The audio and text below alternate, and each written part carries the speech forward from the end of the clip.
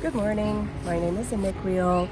Today I'm gathering milkweed to harvest fibers by hand so that I can spin some cordage, which looks like this. Milkweed fiber is exceptionally strong, and once it's refined, it is beautifully white and silky and shiny, and it holds up really well to the weather. It feels a lot like cotton. I've been wearing this bracelet for about 2 months now. It feels an awful lot like cotton or maybe silk. And it's still nice and shiny, and boy is it strong. So this is a milkweed plant. We are currently in early November of 2024. And these plants have bloomed and they've created seed pods, and the seed pods have already reseeded to keep the plant going.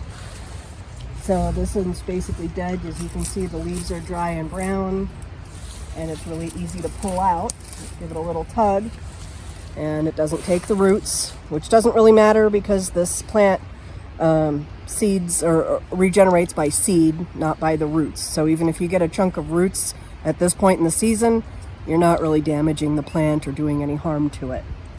So when you pull the leaves off, if you go back, sometimes they will take a strip of fiber with them, which will damage your chances of getting good fiber out of the stem. So you want to kind of be a little bit careful about pulling off the leaves.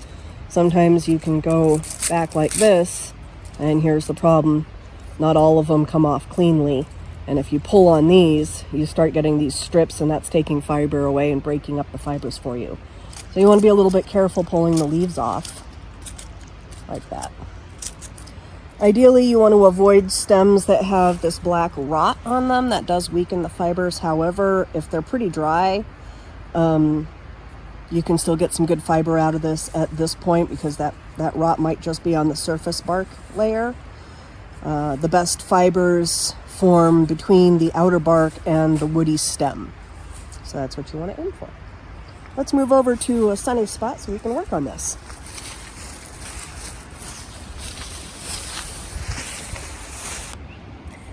So I got my comfortable little seat in the sun here, and I've got my little stem of milkweed. And what I'm going to do is bend this a little bit to weaken in a certain spot. I'm going to use my nails to pull this apart, more or less in half. Doesn't have to be exact. And when you get a hole in it like this, I'm going to put my finger through it, kind of run it along the back of my nail. And as you can see, it's pulling the bark off in a long strip. This is really flexible, just a piece of outer bark. And on the inside, can you see the shine here? That's the fibers that we're aiming for. And when you do that, when you've split it in half here, you're going to get half of the woody stem. So what you do is you bend it back over your finger and just kind of peel it off of that woody stem. We don't need the woody stem for anything. I understand that it's a pretty good fire starter though. Never tried. And when you get your strip, you're going to pull down in the longest fiber that you can. So here I have a good chunk of bark. This is not actually an ideal strip. And you've got a little bit of fiber that comes all the way down here. When you get to the very end, I have a little tiny portion here that's just fiber without the extra outer bark. And that's kind of what I'm aiming for, is these little fibers. And then you work your way around the stem, and just kind of continue taking these long strips as long as you can get them. Anything shorter than maybe 3 or 4 inches is pretty much not worth keeping. Work slow and take these long fibrous strips off.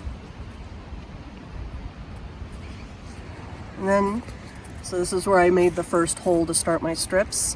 And the strips, every time they pass one of these nodes where a leaf has connected, there's a chance of that little strip breaking. So you want to work your way a little further down the stem and do the same thing. Little split in it, run it up the back of your nail. Be a little bit careful doing this because these can make splinters. Up here at the top, you're starting to see good, just clean fiber coming off. There will be a step upcoming that shows you how to get the extra bark off. And when I get to a part where it's sticky and it doesn't want to come off, that's usually where there was a leaf node. You can see right here there was a leaf node. See that little bump? I'm going to be a little bit careful getting over that. Try not to break the fibers. And when you're in between leaf nodes, they come off pretty easily. Back up to my split. Up. Take off my little spare piece of inner bark there. Now, when you're, excuse me, Dougie. Hi, this is my dog Baloo. He loves me. He wants to be in my lap at all times. Can I have some space, please, buddy? Some space, thank you. Oh, I know, I love you too. Okay, you do you, and I'll work around you. When you're pulling the fiber off, if you pull it at a 90-degree angle like this, it's easier to break it. If you pull it down almost parallel to the stem like this, you usually get a better piece. This is where there was a leaf node, right here. And as I went over it, a portion of my strip of fiber stayed stuck to the stem here. So now my strip is bifurcated.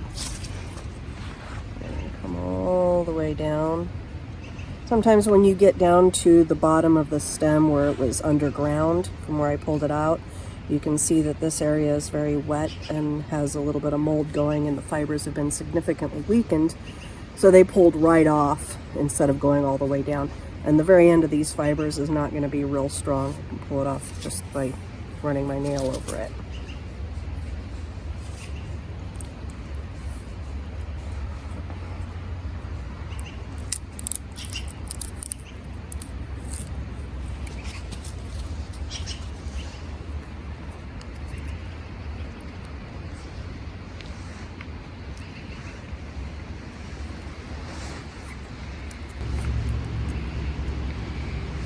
Look at those pretty shiny fibers.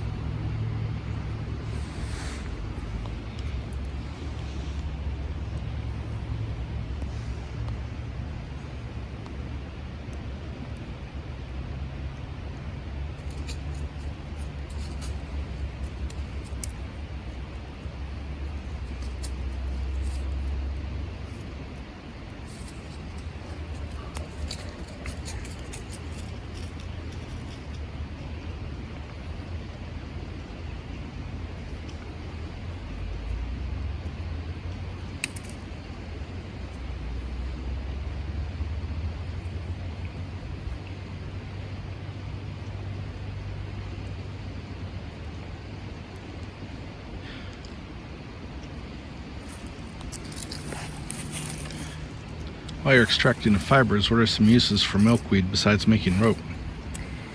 Milkweed is actually a pretty cool plant.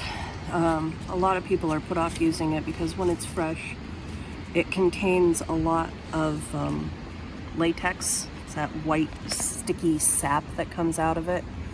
At this point, all of that sap has gone back down to the roots of the plant. So it's no longer sticky, but when it's green, it's kind of more difficult to work with because it's really sticky.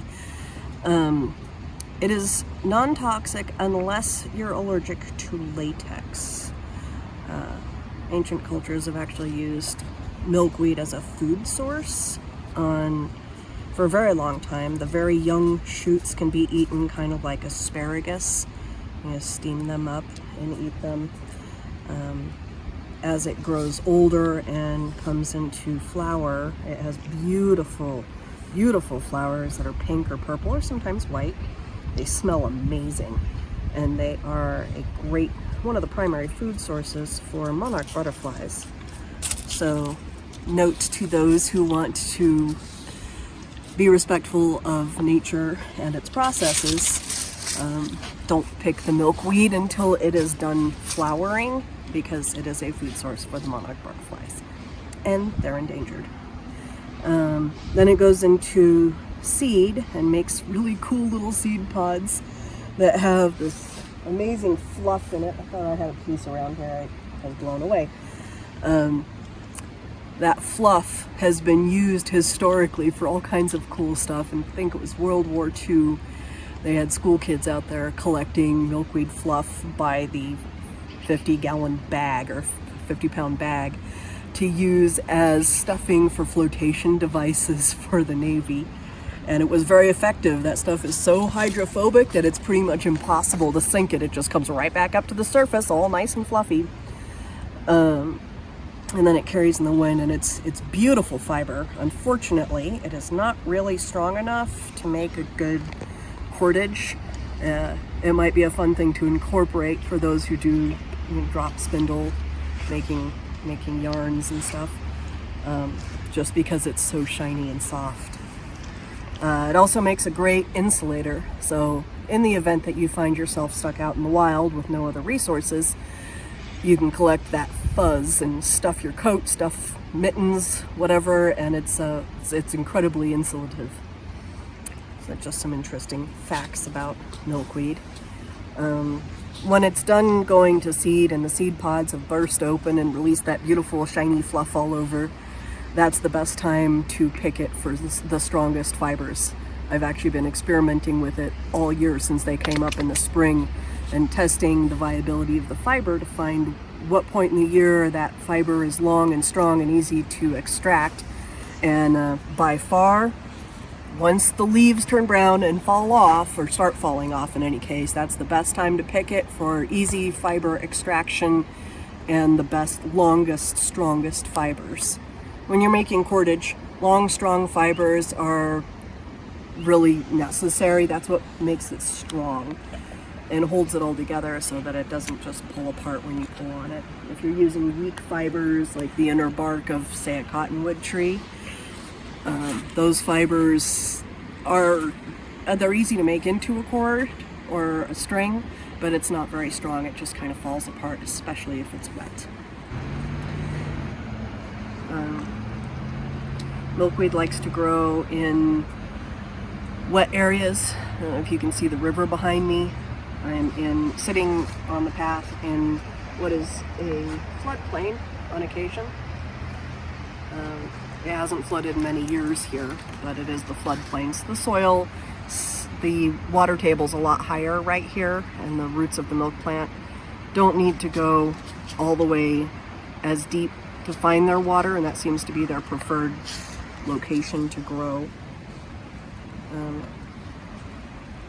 I haven't planted them intentionally myself. When I find seed pods that are ready to go and I need to pick this stem, I always break them open and let the wind carry them where it will, just helping nature along her way. But I understand that if you were to collect those seeds and plant them either in a garden or in an area that has a high water table and fairly good soil, that they are easy to grow intentionally. I think I might try that in my garden this year and see if we can attract some more butterflies. Ooh, that was a good one. See all that fiber? A little bit of bark here.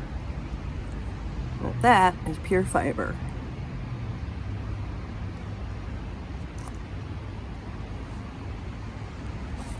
There's my handsome boy. That's right. That's how you join in this video. You just stand there and look pretty, buddy.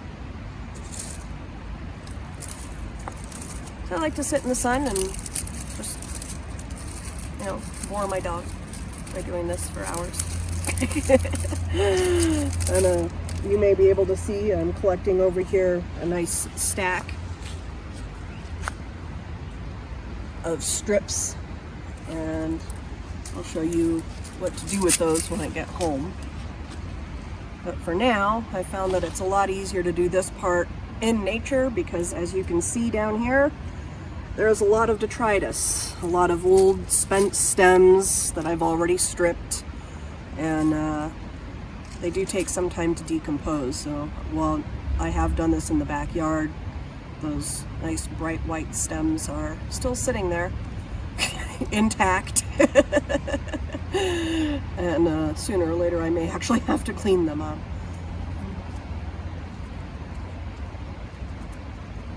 Ooh, that's a nice strip. And coming over that little eye here where the leaf was. Let's see if I can just twist it over my finger without breaking this strip. Perfect. That's a good one. Come down to the next eye. Kind of twist it over my finger. And it broke anyway. I'm near the end of the stem though, so don't much care at this point. Take the weakened ends off. That's a good strip. Ooh, don't trample those completely, please.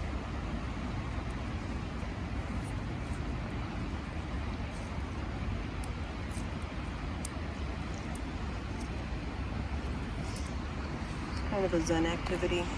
Good reason to go sit in the sun for a while.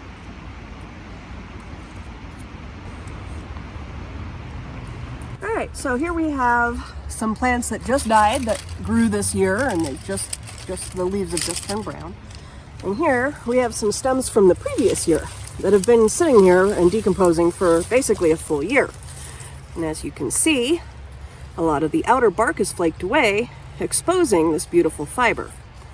These fibers that have been sitting here over a full winter, spring, and summer are considered to be winter retted fibers, which means we let nature do most of the work for us. However, nature is not necessarily geared towards making cordage, so while she's been decomposing everything else, she's also been decomposing the fibers. So sometimes they're not as strong. However, you can see they are pretty strong.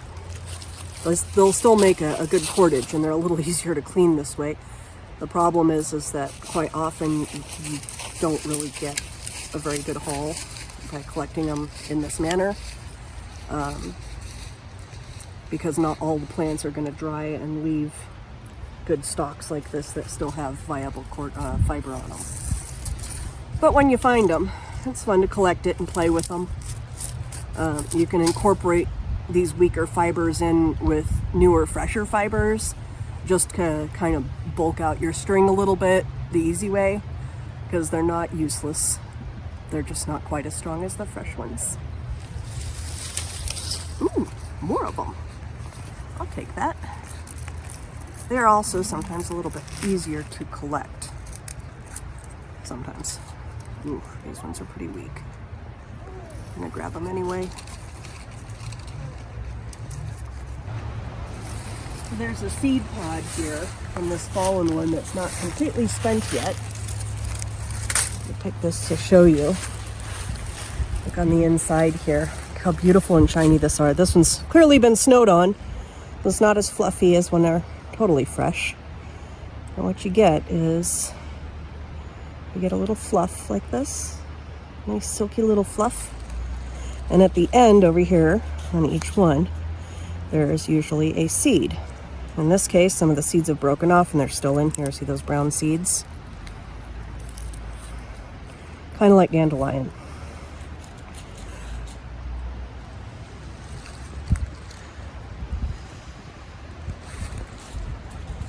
I'm going to help that plant reseed for next year. And this is the fluff that is super warm. I always leave the seeds in the area if I can to help that plant survive. Even if you put them on your skin like this in a breeze, you can feel that they trap heat. It's pretty cool. And then these little boats, when I was kids, we used to call these boats and go set them afloat in the river. Maybe I'll leave some little seeds in there and float it down the river. Here's the flag, or the sail, which is broken off because this one's old and dry. If you catch them right after they've opened, you can put the sail up and put the little boat afloat on the river.